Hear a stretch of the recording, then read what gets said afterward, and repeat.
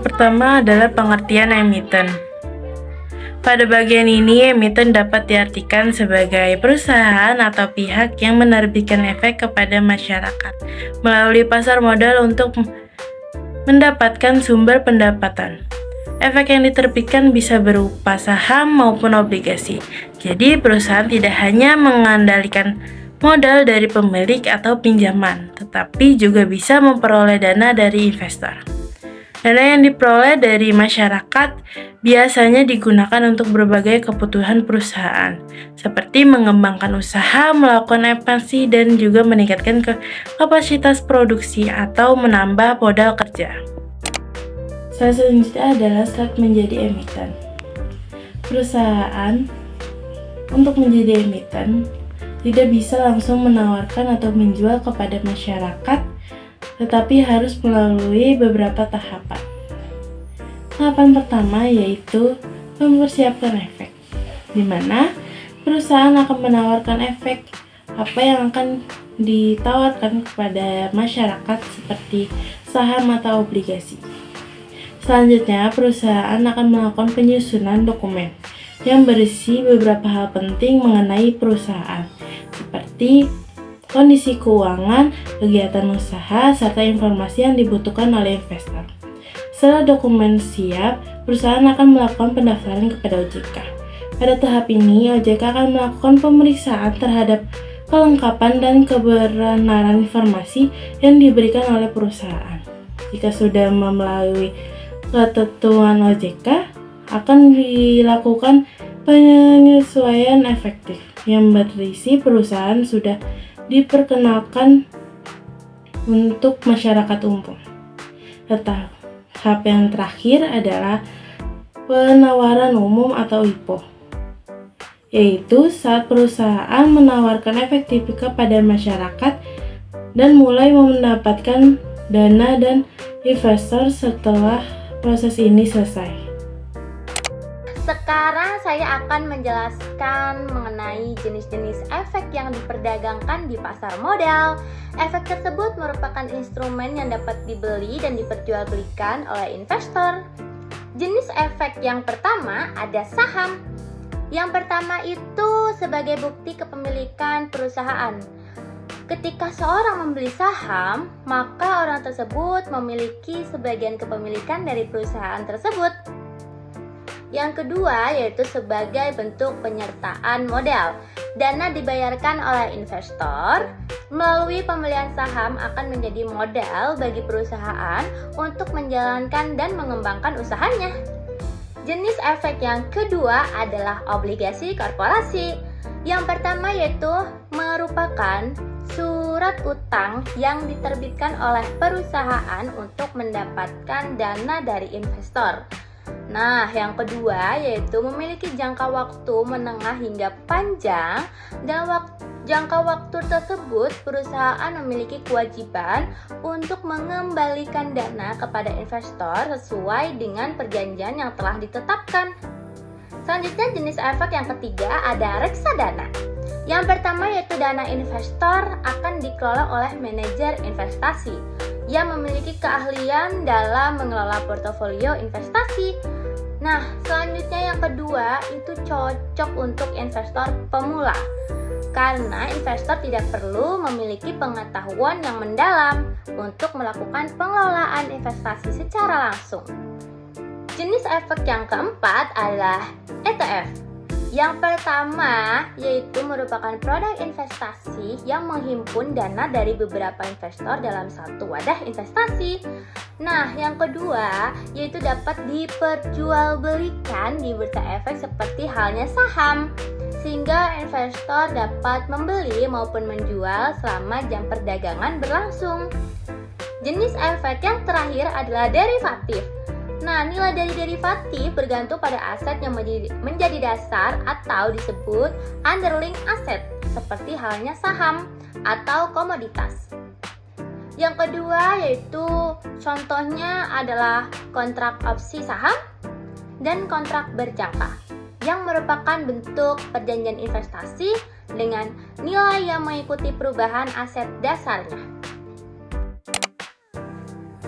Selanjutnya, saya akan membahas mengenai tujuan atau keuntungan yang diperoleh perusahaan ketika memutuskan menjadi emiten. Dengan menjadi emiten, perusahaan dapat memperoleh berbagai manfaat yang dapat membantu perkembangan dan keberlanjutan usahanya. Keuntungan yang pertama adalah nilai perusahaan menjadi meningkat. Yang pertama ada menarik investor. Ketika nilai perusahaan meningkat, maka kepercayaan masyarakat dan investor terhadap perusahaan tersebut juga akan meningkat. Hal ini membuat investor tertarik untuk menanamkan modalnya ke dalam perusahaan. Yang kedua yaitu menambah modal perusahaan. Dana yang diperoleh dari para investor dapat menjadi tambahan modal bagi perusahaan untuk menjalankan kegiatan usaha dan mengembangkan bisnisnya. Yang ketiga yaitu mendukung ekspansi bisnis. Dengan adanya tambahan modal, perusahaan dapat melakukan berbagai langkah strategis seperti membuka cabang baru, meningkatkan produksi, atau mengembangkan produk dan layanan yang dimiliki. Keuntungan yang kedua adalah citra perusahaan menjadi meningkat. Yang pertama ada perusahaan lebih dipercaya oleh masyarakat. Perusahaan yang sudah terdaftar di pasar modal dianggap memiliki tingkat kepercayaan yang lebih tinggi biasanya. Yang kedua yaitu informasi perusahaan lebih transparan. Artinya informasi mengenai kondisi dan kinerja perusahaan dapat diakses oleh publik sehingga masyarakat dapat mengetahui keadaan perusahaan dengan lebih mudah. Nah, keuntungan yang ketiga adalah keberlangsungan usaha menjadi terjamin. Yang pertama ada mendapatkan tambahan modal dari investor. Nah, modal tersebut dapat digunakan oleh perusahaan untuk memenuhi kebutuhan operasional maupun pengembangan usaha. Yang kedua yaitu mendukung pengembangan usaha. Dengan adanya dana tambahan, perusahaan memiliki peluang yang lebih besar untuk berkembang dan mempertahankan usahanya dalam jangka panjang. Nah, keuntungan yang terakhir adalah perusahaan dapat memperoleh insentif pajak. Yang pertama itu ada mendapatkan tarif pajak yang lebih rendah dibandingkan dengan perusahaan pada umumnya. Hal ini dapat membantu perusahaan mengurangi beban biaya. Hal tersebut telah diatur dalam Peraturan Pemerintah Nomor 56 Tahun 2015 yang menyebutkan bahwa perusahaan berbentuk perseroan terbuka dapat memperoleh insentif pajak penghasilan yang lebih rendah. Baik, saya akan menjelaskan mengenai perbedaan entitas dan perusahaan publik. Emiten adalah pihak yang sedang melangsungkan IPO. Perusahaan publik adalah perseroan terbatas atau PT yang telah melakukan proses IPO. IPO sendiri atau Initial Public Offering artinya emiten telah menawarkan saham ke publik yang bisa ditransaksikan oleh investor di pasar modal. Selanjutnya ada fungsi emiten di dunia investasi. Fungsi emiten yang utama adalah memberi penawaran surat berharga pada publik. Emiten juga mempunyai beberapa tujuan khusus terkait emisi yang mana umumnya ditentukan pada RUPS atau Rapat Umum Pemegang Saham.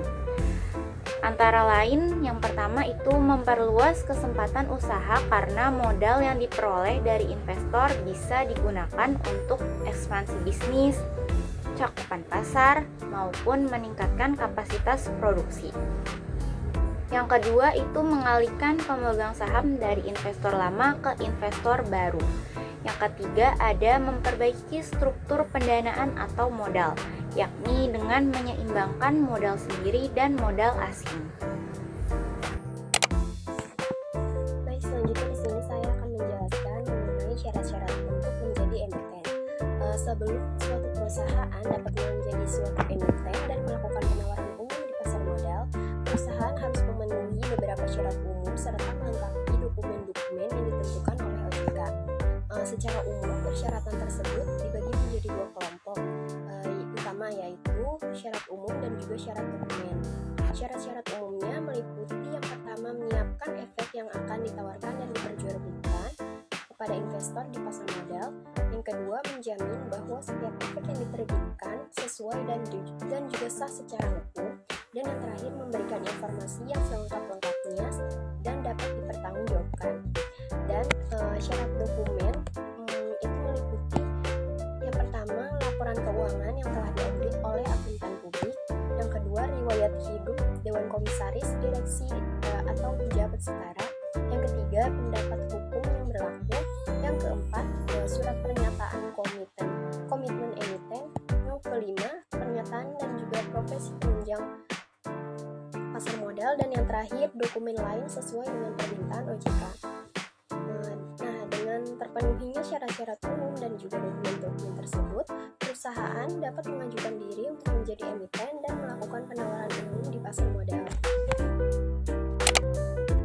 Selanjutnya, berdasarkan Peraturan OJK Nomor 53 POJK tahun 2017, emiten dibedakan menjadi emiten skala kecil dan juga emiten skala menengah berdasarkan jumlah aset yang dimiliki. Perbedaan antara emiten skala kecil dan juga menengah itu pada emiten skala kecil, aset yang dimiliki maksimal 50 miliar dan perusahaan ini juga harus berbadan hukum di Indonesia dan tidak boleh dikendalikan oleh perusahaan publik yang memiliki aset lebih dari 250 miliar. Sementara itu pada emiten skala menengah memiliki aset antara 50 miliar hingga 250 miliar. Sama seperti emiten skala kecil, perusahaan ini juga harus berbadan hukum di Indonesia dan tidak dikendalikan oleh perusahaan publik yang memiliki aset lebih dari 250 miliar. Jadi yang membedakan antara emiten skala kecil dan juga menengah adalah jumlah aset yang dimiliki, sedangkan persyaratan lainnya pada dasarnya hampir sama. Selanjutnya di sini ada cara menilai penawaran efek emiten. Ada beberapa hal yang perlu kita cermati ketika membeli suatu efek yang ditawarkan oleh emiten. Yaitu yang pertama, kita harus mempelajari dan memperhatikan fundamental dari perusahaan sementara melihat prospek yang ada di dalam. Nah, prospek itu adalah sebuah laporan keuangan dan kita juga bisa melihat resiko dan peluangnya. Lalu yang kedua, kita harus perhatikan apakah perusahaan dan sektor lain berkaitan dengan emiten lain seperti apa di kedepannya nanti. Dan kita juga perlu menganalisis ekonomi makro agar dapat membaca prospek dari efek yang ditawarkan oleh para pihak emiten. Lalu yang ketiga, kita harus memperhatikan sekuritas yang menjamin emisi perusahaan tersebut, karena agar kita bisa memilih perusahaan yang bisa menggandeng jasa sebagai jasa penjamin emisi yang memiliki pengalaman dan serta terkenal. Cara untuk mengetahuinya adalah dengan memeriksa pengalaman penjamin emisi perusahaan tersebut. Oke, selanjutnya di sini adalah pendaftaran emiten dan keterbukaan informasi. Pihak perusahaan emiten diwajibkan untuk menyatakan pernyataan pendaftaran dalam melakukan penawaran umum. Demikian juga perusahaan publik juga harus menyatakan pernyataan pendaftaran sebagai perusahaan publik. Perusahaan emiten yang pernyataan pendaftarannya sudah efektif atau perusahaan publik harus menyampaikan suatu laporan secara berkala dan mengumumkan kepada masyarakat secara luas. Tidak hanya itu saja, laporan tersebut juga harus bisa mengumumkan kepada masyarakat mengenai peristiwa material yang bisa mempengaruhi harga efek paling lambat pada hari kerja kedua pasca adanya kondisi tersebut. Selain itu juga sesuai dengan Undang-Undang Republik Indonesia Nomor 8 Tahun 1995 yang berkaitan dengan pasar modal, seorang direktur atau komisaris dari perusahaan emiten publik dan setiap pihak